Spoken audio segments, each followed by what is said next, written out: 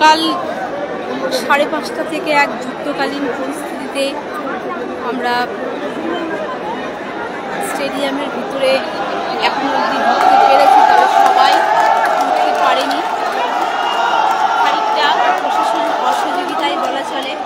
প্রচুর মাত্রায় tainted candidate যারা বাইরে জমায়েত হয়ে রাস্তা আটকে এক প্রকার ঝামেলা করার পর এখন অবধি সব ক্যান্ডিডেট ভিতরে আমরা ঢুকতে পারিনি, যে যার কিছুটা ঢুকতে পেরেছি।